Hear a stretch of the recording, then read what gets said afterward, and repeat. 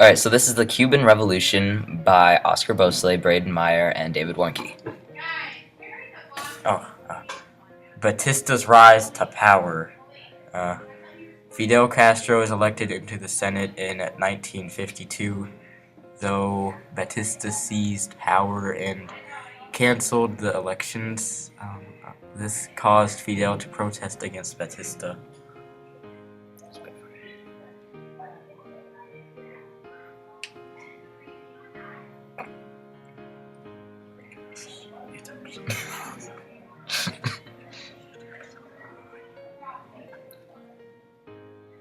In 1953, Fidel Castro led an attack on the Moncado barracks.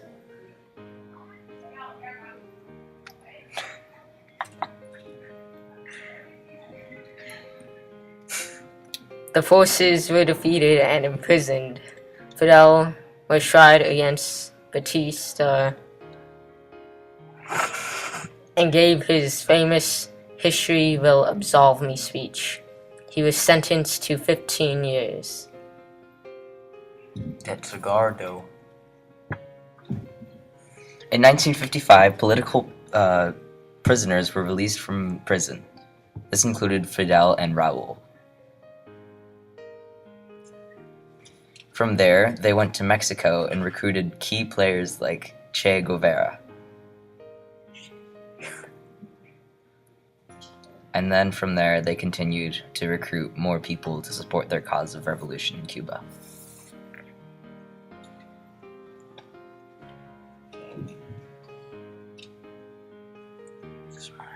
Okay. In 1956, Fidel returned with 82 men to Cuba. They arrived at the yacht, Grandma, and were ambushed on arrival.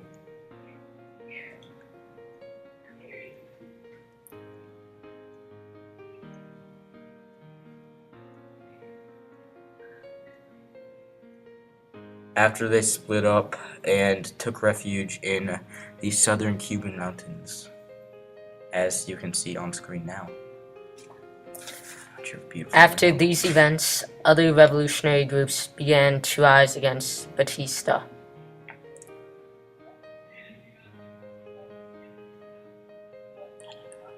The idea of revolution has finally been sparked, and soon enough, hundreds began to join Fidel's cause.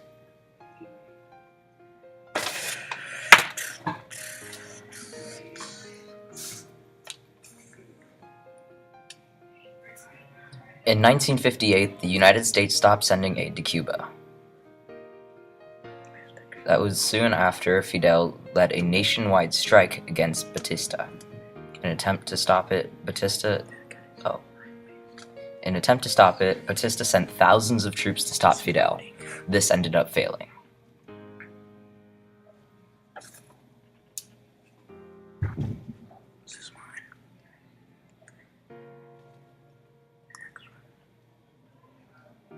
Okay.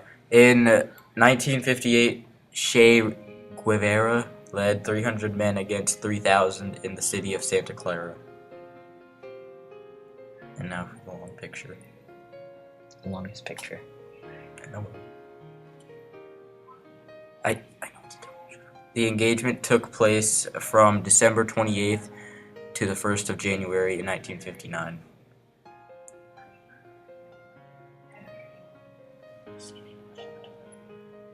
They marched on to Havana. David, just face. The rebel forces won and they took over the city and led their march to Havana.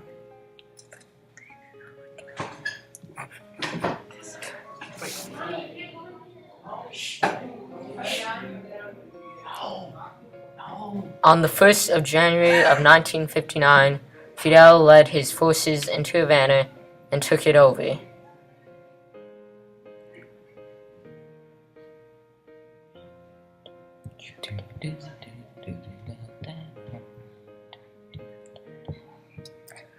This caused Batista and his other supporters to flee from Cuba.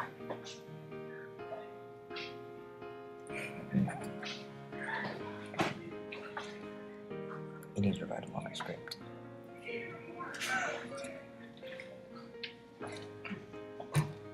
Afterwards, Fidel began to make nationwide speeches.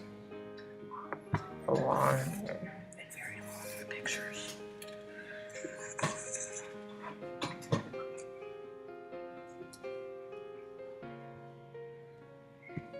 Fidel then appointed himself as commander-in-chief of the country's military forces.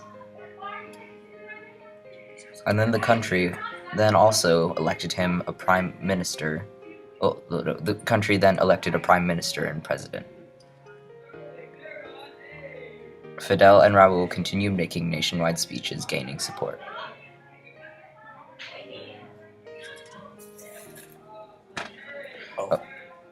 In the following years, Fidel was elected as prime minister.